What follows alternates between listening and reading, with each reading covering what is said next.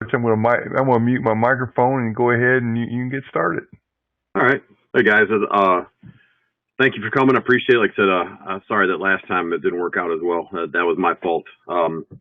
Give you a little background on me. I've run a 50 defense or an odd front defense since, I don't know, the early 90s. I've coached in high school. I've coached at the youth level and the middle school level. I've run essentially the same defense. I didn't really think it was a big deal, to be honest. I run it the way I found worked best for me. So as all these years went along, basically, I've just kind of kept all the alignment, assignment, and adjustments and the kind of things that I've run that have worked well. And it's always served me well. The thing I really like about it is it's very simple to adjust. And I hear a lot of the reason I came up with the name, it's a trap for the defense itself, was because I so frequently get the coaches who tell me, oh, 53 defense is vanilla. We're going to run all over it. We're going to gas you guys off tackle. And at the end of the game, excuse me, it seems to be a totally different story. They're having a hard time understanding what that was and how that happened. And that wasn't a 53.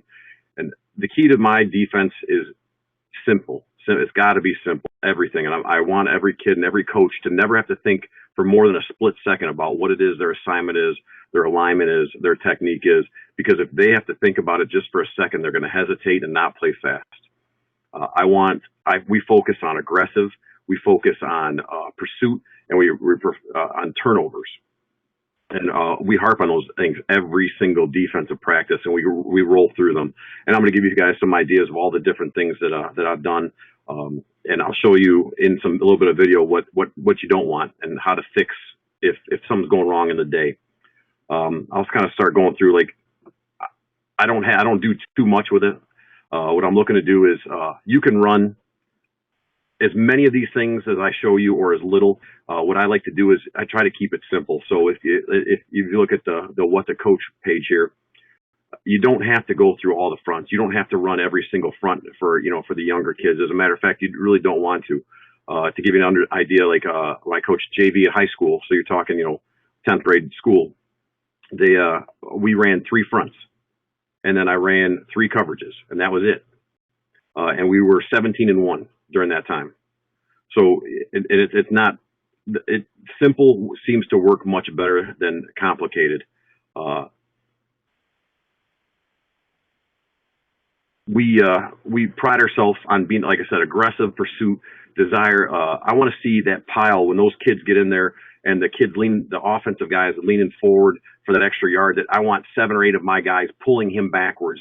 I want you to claw and scratch. And I always talk about how playing on the defense is a privilege, and how, we want to be all over the place and forcing turnovers and forcing negative plays, so that I want the ball to get back to the offense.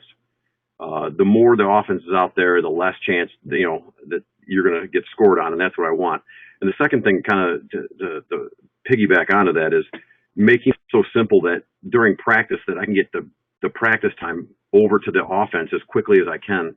That helps everybody. If the offense can move along and score some points, it certainly makes your job better. I've been on the teams where, defense is out there. It seems like every 3 plays, your offense punts and you're back on the field. And if we can give the other guys a little bit of help, the offensive coordinators always seem to appreciate when you give them the ball back. But like I said, we always, something I also think is important too, is at the bottom ones, it says take away their bread and butter.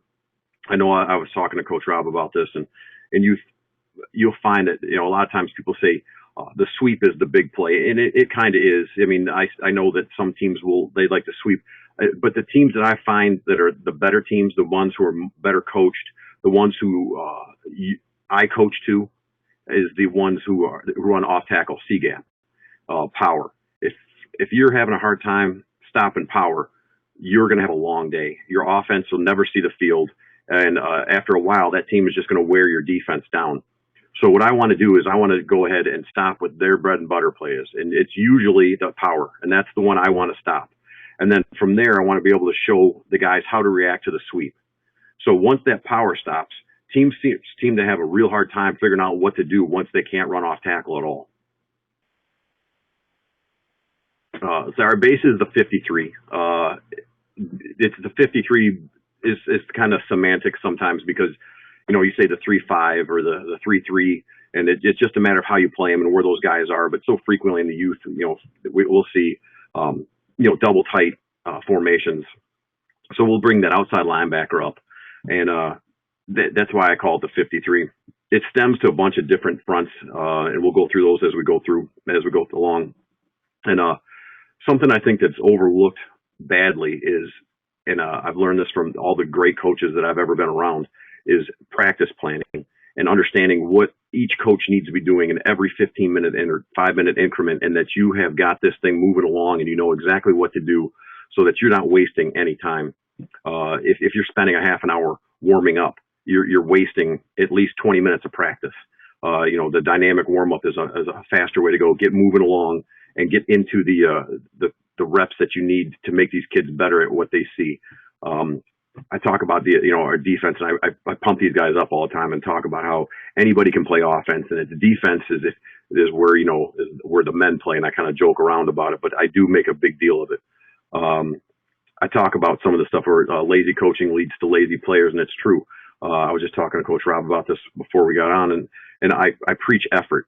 And I've sat kids who are more talented because they don't give the effort they should.